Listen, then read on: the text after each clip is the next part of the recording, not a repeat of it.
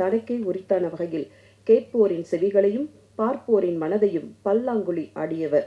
ஒரு நொடி கரண்ட் எம்எல்ஏவாக வசியம் செய்த நடிப்பை தந்திருக்கும் ஐயா பழ கருப்பையா அவர்களை உங்கள் முன் பேச அழைக்கிறோம்.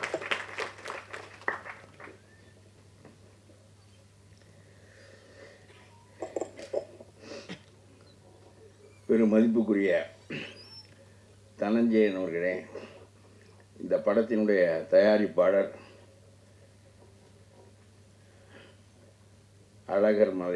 அழகரையும் மதுரை சொக்கனையும் சார்ந்து இந்த படத்தை தொடங்கி அவர்களுடைய கையிலேயே அந்த படத்தை விட்டுவிட்டு கடைசியில் அது சிறப்பாக கரையேறும் வண்ணம் அவர்களே கொண்டு வந்து மிகச்சிறப்பாக சேர்த்திருக்கிறார்கள் என்றால் அவருடைய மிகச்சிறந்த தெய்வ நம்பிக்கை.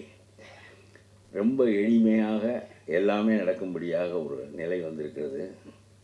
இயக்குனர் மணிவர்மன் நல்ல உயரத்திற்கு இந்த படத்தின் வாயிலாக போவார்.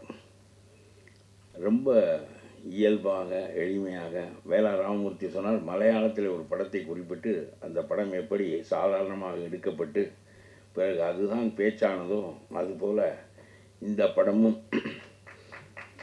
சாதாரணமாக எடுக்கப்பட்டு சாதாரணமான மனிதர்கள் எல்லாரும் புதுசு, இசை புதிது, கேமரா மற்ற எல்லாமே, கேமராமேன் மட்டும்தான் பழையவர். அவரே ஒரு தயாரிப்பாளராக ஆக வேண்டும் என்று கருதி இருக்கிறார் என்று சொன்னால் கதையை கேட்டவுடன் இதை நாம் விட்டுவிட வேண்டாம் இந்த குதிரையை என்று அவரும் கருதி இருக்க வேண்டும். ஆகவே அழகர் நம்முடைய கேமராமேன். ரொம்ப பிள்ளை உண்டாவது ரொம்ப எளிது, அது வெளிவருவது என்பது சாதாரணமான காரியம் இல்லை. அதனால தான் அதுக்கு டெலிவரி என்று பெயர். ஆக அந்த டெலிவரி தனஞ்சயனால் நடக்கிற காரணத்தினால் மிக எளிதாக அந்த பிள்ளை வெளியேறி அது அந்த சிறப்பு நிலையை பெறும் என்று நான் உறுதியாக நம்புகிறேன். தனஞ்சயன் இந்த படத்தை வாங்குகிறார், இவர் தான் ஓட்டப்போகிறார் என்று தெரிந்தவுடனே நான் இந்த படம் முழுவதையும் பார்க்கவில்லை. என்னுடைய பகுதிக்கு மட்டும்தான் டப்பிங் பேசுகிற போது பார்த்தேன். அதனாலே அவர் வாங்கிவிட்டார் என்று தெரிந்தவுடன் மிகச்சிறந்த குதிரை என்று தான் அவர் தேர்ந்தெடுப்பார்.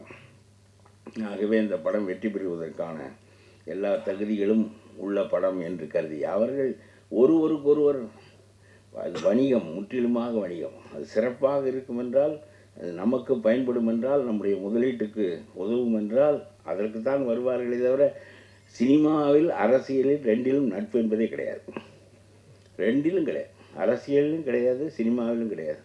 முழு தகுதி தான் சினிமா. அவன் தெலுங்கு பேசுகிறானா, மலையாளம் பேசுகிறானா, அவன் புதியவனா பழையவனா எதுவும் கிடையாது. அதுக்கு தன்னுடைய மகனை கதாநாயகனாக போட்டு எடுக்க வேண்டும் என்று எந்த தயாரிப்பாளரும் நினைப்பதில்லை. நினைக்கலாம், பிறகு அவரும் இருக்க மாட்டார், அவர் மகனும் இருக்க மாட்டார். ஆகவே எல்லாமே ஒரு பெரிய போட்டி உலகமும் தகுதி மட்டுமே நிற்கின்ற உலகமும் சினிமா உலகம். அரசியல் கூட பல வகையாக இருக்கும். ஆகவே அந்த வகையிலே ஒரு நொடி என்று பேருக்கு பெயரிடப்பட்டு மிகச்சிறப்பாக வேலா ராமமூர்த்தி அந்த பாத்திரமாகவே இருப்பார். அவர் ஒரு நடிகர் என்பது நமக்கு இப்பொழுது தெரிகிறது. ஆனால் அவர் மிகச்சிறந்த கதையாசிரியர். தமிழ்நாட்டினுடைய கிராமப்பகுதி வாழ்க்கையையும் அவருடைய மனநிலைகளையும் அந்த மண்ணின் மனத்தையும் அப்படியே எழுத்தில் கொண்டு வருவதில் அவருக்கு நிகரானவர்கள் யாரும் இல்லை என்று தான் சொல்ல வேண்டும். நான் நிறைய நாவல்கள் படிக்கின்ற பழக்கம் உடையவன் இல்லை. அப்படி படித்தால் டால்ஸ்டாயை படிக்க வேண்டும், தஸ்தாயெவ்ஸ்கியை படிக்க வேண்டும் என்று நினைப்பேன். ரொம்ப குறுகிய பொழுது வாழ்கின்ற வாழ்க்கையில் நம்முடைய பொழுது எதுவும் வீணாகிவிடக்கூடாது என்று கருதுவேன். எந்த ஒன்றையும் திரும்ப பிடிக்க முடியும், பொழுதை பிடிக்க முடியாது. ஆகவே படிப்பது என்பது இட் ஷுட் எலிவேட் மீ. ஒரு அங்குலமாக அது உயர்த்தாது என்றால் அந்த புத்தகத்தை படிப்பதற்கு நான் விரும்புவதில்லை. ஆனால் வேலா ராமமூர்த்தி கதை ஒன்றை படித்த பிறகு அவருடைய கதை அடுத்தடுத்து என்ன எழுதியிருக்கிறார் என்று தேடி படிக்கும்படியாக, ஏனென்றால் அந்த மண்ணின் தன்மை அது ஒரு பெரிய சிறப்பு. ஆகவே அவர் ஒரு எழுத்தாளர், திரைப்பட கலைஞராகவும் இப்பொழுது வெளிப்பட்டிருக்கிறார். மணிவர்மன் அந்தந்த பாத்திரங்களுக்குரியவர்களை தேடி பிடித்து மிக சிறப்பாக அமைத்திருக்கிறார். நிகழ்கால ஒரு காலகட்டத்தினுடைய திரைப்படங்களை மட்டும் எடுத்து வைத்து கொண்டு நீங்கள் பார்த்தால் அந்த காலம் என்ன என்று உங்களுக்கு தெரியும்.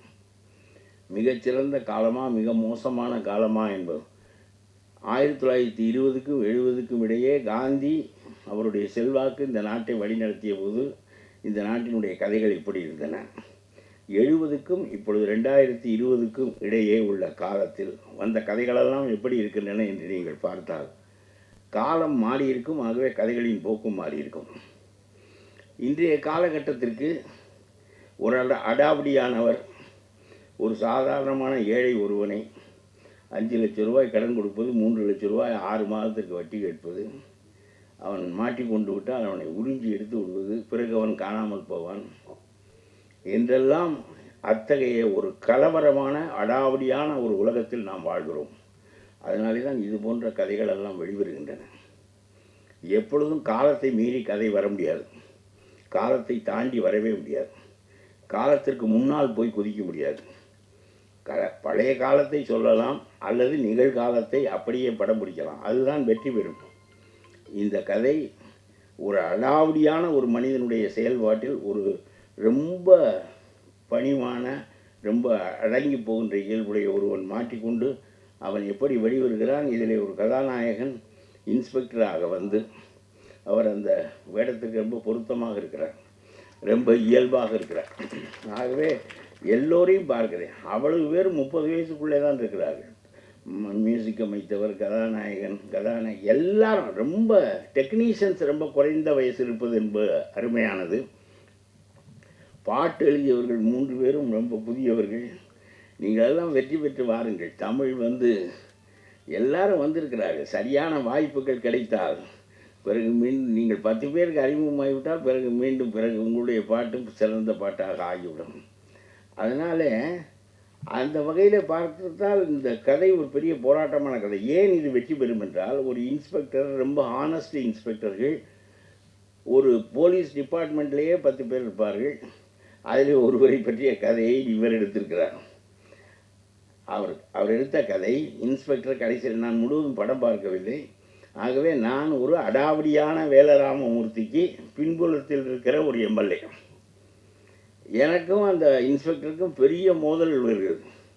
5 வருஷம்தான் நீ கரை வேட்டியை உருவி விடுவேன் என்று அப்படியெல்லாம் அந்த படத்தில் அப்படி பேசும்போது அது பாருங்கள், உங்களுக்கு அரங்கிலே சொல்கிறேன், பெரிய வரவேற்பை பெறும். ஏனென்றால் அப்படி ஒரு இன்ஸ்பெக்டரால் பேசவும் முடியாது. அது உண்மையே இல்லை. எந்த எம்எல்ஏயும் எந்த மந்திரியையும் இன்றைக்கு இருக்கிற எந்த அரசையும் எவனும் எதுவும் செய்ய முடியாது. All are equal before law என்பது பழைய நீதி சொன்ன பச்சை பொய்யை போல ஒரு பொய். All are not equal before law. வலிமை மிகுந்தவன் கையில் சட்டம் சிக்கிக்கொள்ளும், அவ்வளோதான். அதெல்லாம் உண்மையே இல்லை. பெரிய கார்ப்பரேட் நிறுவனங்கள் இந்த சட்டத்தை தங்களுடைய கையில் எடுத்துக்கொள்வார்கள், அடாவடியானவர்கள் எடுத்துக்கொள்வார்கள். இதிலே முண்டுவதற்கு நம்முடைய கதாநாயகனைப் போல, நம்முடைய மணிவர்மன் உருவாக்கி இருக்கிற கதை தலைவனைப் போல ஒருவன் வருகின்ற போது அந்த எம்எல்ஏ நேருக்கு நேர் பேசுகிறார்.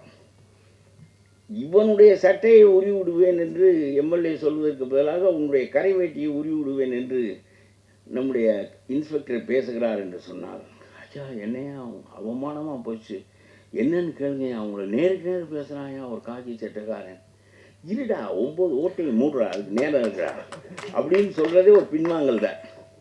அதுவே ஒரு பின்வாங்கல் தான். ஆகவே எல்லா ஊர்களிலும் அடாவடியானவர்கள் இருப்பார்கள். அடாவடியானவர்கள் யாருடைய வலிமையில் இருப்பார்கள் என்றால் எம்எல்ஏக்கள், மந்திரிகள் இவர்களுடைய வலிமையிலே தான் இருப்பார்கள். அதனாலே தான் இந்த கதை வெற்றி பெறுகின்ற போது, இந்த கதை போகின்ற போக்கில் உங்களுக்கு ஏன் மகிழ்ச்சி ஏற்படுகிறது என்று சொன்னால், அடாவடித்தனம் ஒழியும் என்று நீங்கள் திண்ணமாக நம்புகிறீர்கள், அது ஒழிய வேண்டும் என்று நீங்கள் விரும்புகிறீர்கள். அதற்கு ஒரு இன்ஸ்பெக்டர் வந்திருக்கிறார் என்று நினைக்கிறீர்கள். உங்களுக்கு மன ஆறுதலுக்காக மணிவர்மன் இந்த கதையை